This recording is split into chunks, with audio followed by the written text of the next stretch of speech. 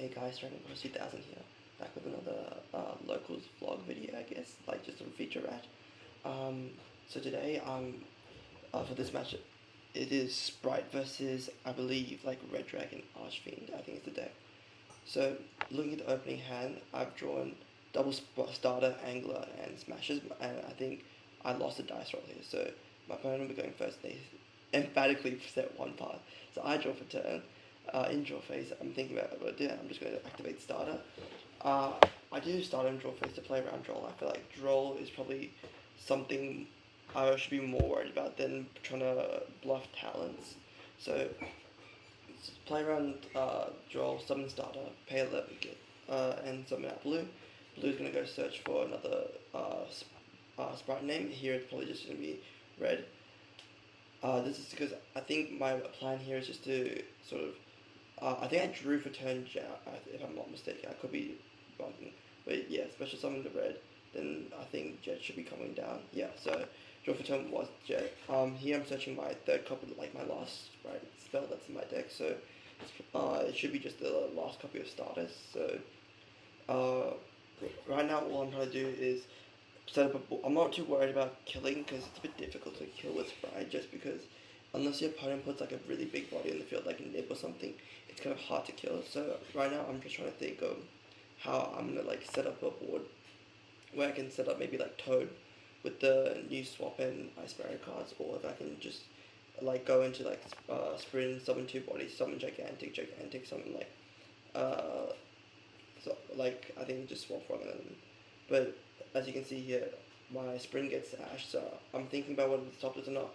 I feel like he has nib, but I'm thinking in my head that if he has nib, regardless if I want to keep playing this turn, I'm going to have to play into the nib.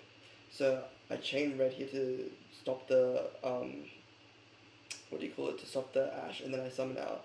I resolve my sprint, dump the angler, summon out my two beavers. And yeah, the logic here was just that because if he ashes me here, I pretty much can't continue. Like I'm gonna still end up playing into nib. When I normal summon the angler for my hand and make it gigantic, I'm still playing into nib because I can't redshift the gigantic. So I might as well just negate the ash and put him on better half the nib. So yeah, over here he has the nib, and there's nothing much I can do about it. So it resolves. He tries to distribute the set monster. I think in a second I'll tell him that what do you call it? The set monster doesn't get distributed. So yeah, we put that back on the field. The token isn't that big. I think it's like 2,000 defense, 2,000 attack. It's like puny because of the beavers. So he goes puts a token in the middle of defense. Here, I think I think about whether or not I should normal summon the angler and set the starter, or if I just should set angler and pass turn, or like maybe go for like SP Little Knight play by because I play Rush and banish the nib.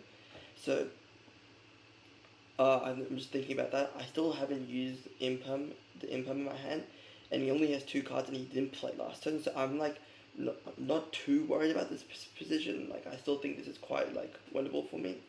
So here again, just thinking whether I should do anything.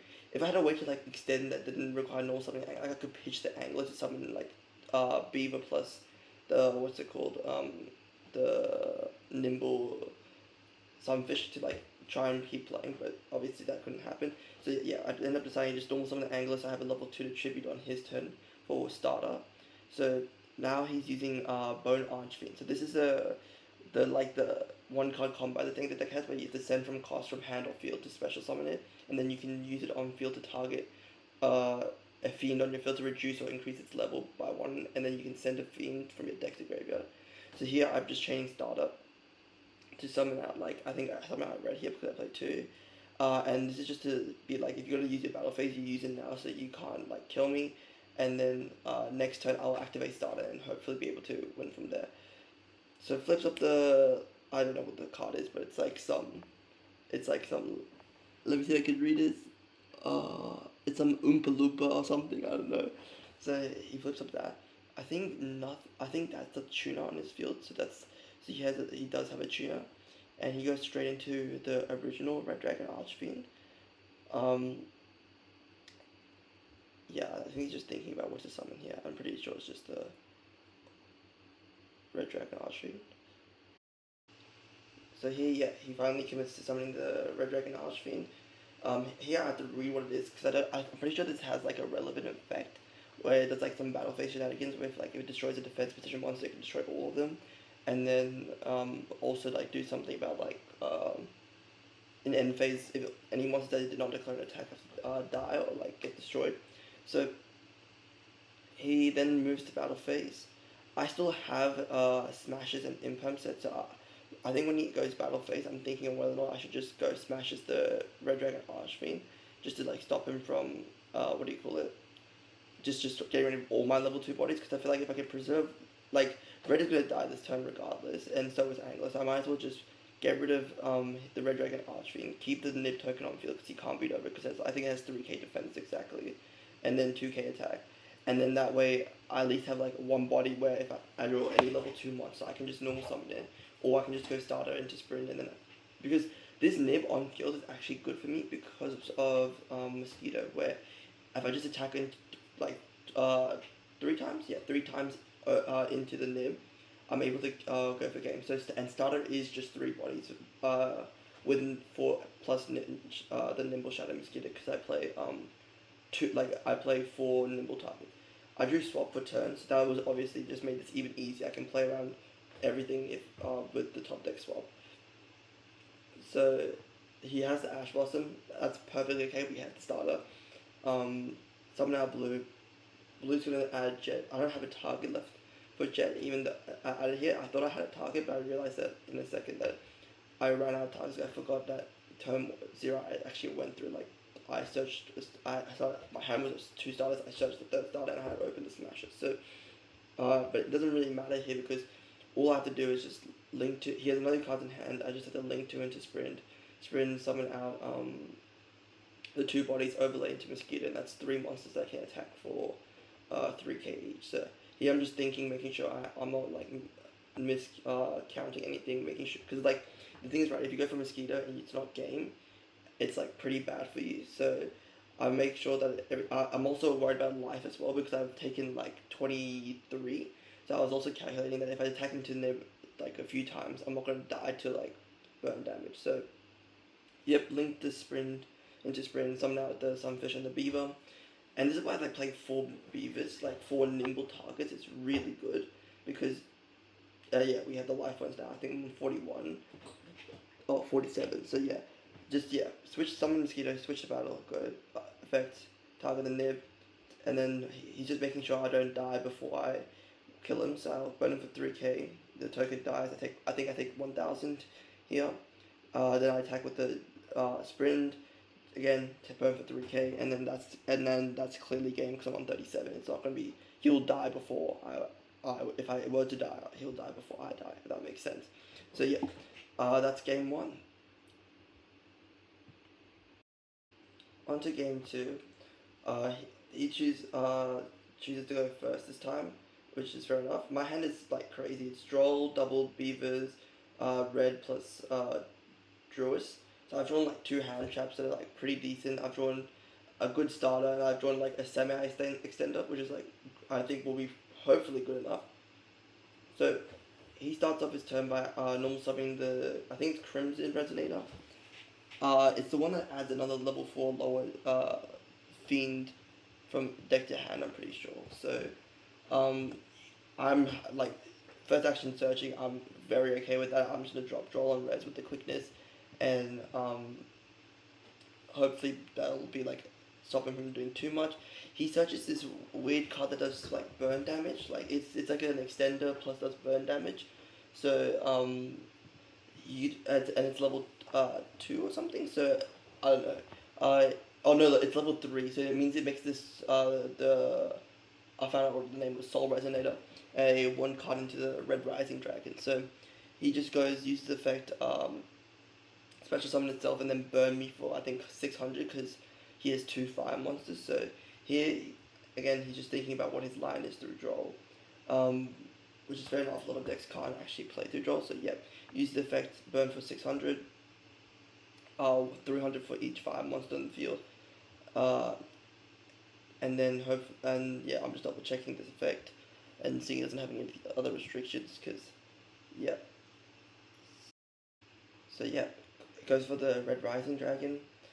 This one just summons, I believe, one back from graveyard, or summons one back from hand. So oh no, targets a resonator in graveyard to special summon it. So yeah, I think he's just gonna summon back the Soul Resonator. I believe the Soul Resonator is a fire, so I can't. I was thinking of just pistoling that, but obviously I don't think that's gonna be an option here just because it's fire. So I say that's not good. He then brings back out the Soul Resonator.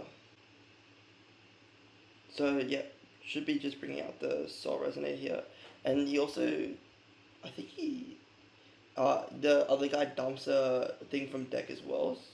So he dumps this trap, which is like you can target one synchro monster that has a level, and then banish 4 monsters with a level that's lower to that. So that's and it resets itself after you synchro off. So that was actually like it's like a pretty good card. So it goes into a hot red. This card, like I'm pretty sure I know its main effect, which is like the negate because of Dragon Link, but I don't know because I know there's like a secret effect that might actually be like come up in Resonator. So yeah, he uses the effect to add back the traps and then just goes set one pass. And yeah, that actually is probably enough to stop my hand from like winning here, which is kind of scary to think about. So I go normal summon Beaver, see if he has any response to that. So he said that's fine. I summon my Angler, and here I don't actually remember what the top deck was, but I'm just hoping he doesn't stop the like on res have like anything that stops my like he doesn't like flip the trap up now, because otherwise I get like uber screwed on playing through this board.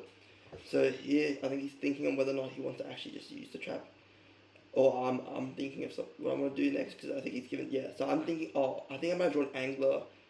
No, I'm just going for Almirage and then going for SP. I think is what my plan was. So yeah, something out SP effect. I think I just target the trap here, because I can force the trap out now, and then I can chain SP to like dodge the hot red if he uses it. But and like it always I think the logic didn't actually make sense, but because if you chain if he I don't know, it actually doesn't, the logic doesn't make sense, because I shouldn't have chained the SP to the trap, should have just let it die, but I guess it didn't really matter. No, it makes sense to chain it, but I don't know. I'm pretty sure the logic didn't work. No, actually, that logic didn't make sense. Anyways, I'm tripping. I think I just from there pass turn to him. He normal summons. I think this one's the one that summons 2 from deck, which is like crazy. And adds the llama, whatever, the Oompa Loompa one. Then he goes Dragon Archfiend again, special summons it from hand, sending the one from field. Uses Red Rising to summon back out from graveyard. And I know what my top deck was. My top deck was Nib. So here I'm thinking like, oh yeah, okay, I'm probably just gonna Nib you. I think this is 5 summons, so I'm just looking at his graveyard, seeing what effects he might have. And here I'm just thinking whether or not I should use Nib or shy away. And I'm not sure if they can put like an Omni negate, so I'm just gonna be like right here. I'll just use Nib, tribute the whole field, and not worry about it. And then hope because I can play next turn with using Druid and red to like make a make a sprint and then overlay. So token is pretty big. It's like I'm just trying to calculate the stats here. So I think it's like 6k. So like it's got like 6k attack, 6k defense. So it's kind of important to note the token stats, just because if it's like really big, I can just go Mosquito and kill him instantly. It requires like a lot less bodies, and even just needing to attack twice is like a lot better. So you guys use the effect of the llama thing, Oompa Loompa, to try and add back by banishing a thing, but because it has to manage to add back, I just change yours to stop him from getting that, and he, I think, goes sets 2 and just passes turn. So I'm just thinking the back row's like double imperm or something, just because, but like he didn't set it the other turn, so it didn't make sense for him not to do that, so I was a bit confused. So I go try to do gigantic effect, he chains Ash, and here I'm just thinking, okay, I should just, because I'm also worried that the token is like, we might go to a ground game, so I'm not going to be able to kill him. So I linked the Gigantic and the Nib off for Sprint, summon out 2 from deck. The Angler plus the thing, and I'm basically I think my what I was trying to do was just try and put him on have like imperm set or a way to stop me from making Mosquito, which he had Angler for. I then go special summon red from hand just because I'm pretty sure if I don't summon red here, I think I just lose to like any play plus nib top deck. So I go Druid in the token, and I'm like thinking to myself, I'm hoping that IP into Cerberus is like enough to stop him, because I just what do you call it? I don't actually have an SP in my extra deck anymore, so I just pass turn. He again uses the effect of the Oompa Loompa to add itself back, and right now all I'm praying is that I have a way to top deck. First thing, I have to be able to top deck out of this situation, and also stop him from like setting up any interaction. So it's looking pretty grim here. And yeah, he goes. I think he uses Dragon Archfiend effect in graveyard again. He pitches the epidemic virus, summons itself out, and I know this is the 1-card combo if he targets itself. So I'm just like, you know what, Cerberus, pitch the Pank from my hand. That was I think another top deck I had Pank. Pop the thing and just prayed that I have prayed that I top deck a way to like keep like any level 2 or like a way to keep playing. So here he uses the effect of the Oompa Loompa to add itself back, but this doesn't do anything by itself because he doesn't have any tuners, and there's no way for him to get like a tuner back on the field. So I think he just passes back turn. I'm not sure if he sets a card or not. So from here he just passes turn to me, and I'm just praying for a top deck of any